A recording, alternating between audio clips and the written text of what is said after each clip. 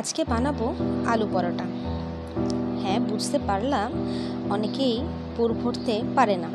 তো যারা পুর ভরতে পারে না তাদের জন্যই এই রকমভাবে বা এই প্রসেসে আলু পরোটা বানিয়ে দেখাবো। তাহলে চলুন ঝটপট শুরু করা যাক।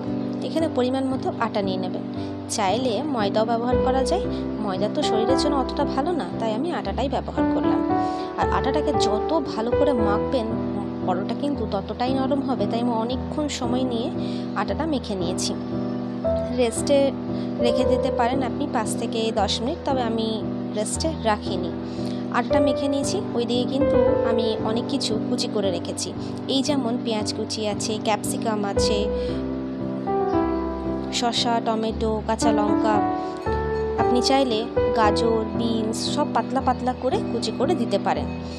আমার কাছে এই কটা সবজি ছিল, তাই আমি এই কটা দিয়েছি। আর এগুলো হলো সিদ্ধ আলু। ভালো করে সিদ্ধ করে আলুটা আমি এর মধ্যেই দিয়ে দিলাম মেখে নেওয়ার জন্য। এটা কিন্তু ম্যাশ করতে হবে। দিয়ে দিয়েছি স্বাদ মতো নুন দিলাম, দিয়ে দিলাম কিছুটা চিনি, আর দিচ্ছি টমেটো সস। বেশি করে টমেটো সসটা লাগবে। যদি বাচ্চারা না খায় তাহলে চিলি সস ব্যবহার করতে পারেন নিজেদের স্বাদ মতো।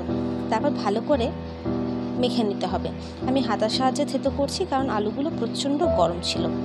আপনারা চাইলে হাতের সাহায্যে বা পটেটো ম্যাশার যার সাহায্যে চান ভালো করে মাখিয়ে নেবেন।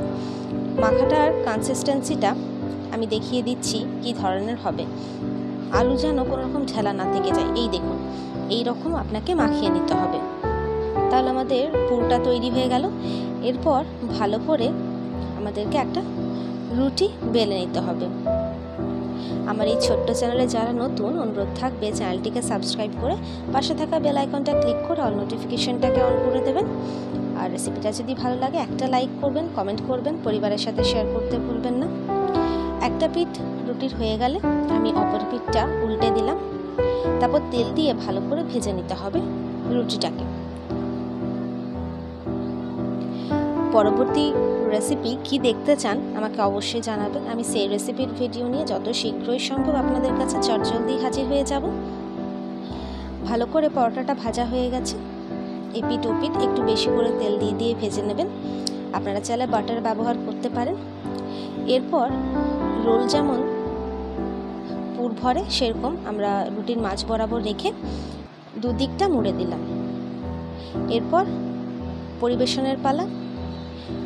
পরোটা দিলাম, টমেটো কেচাপ আর গরম গরম ধোঁয়াটা চায়ের সাথে পরিবেশন করলাম। চলুন দেখা হচ্ছে পরের ভিডিওতে নতুন রেসিপির সাথে। সুস্থ থাকবেন, ভালো থাকবেন, সাবধানে থাকবেন। আর কেমন হয়েছে জানাতে কিন্তু একদমই ভুলবেন না। ধন্যবাদ।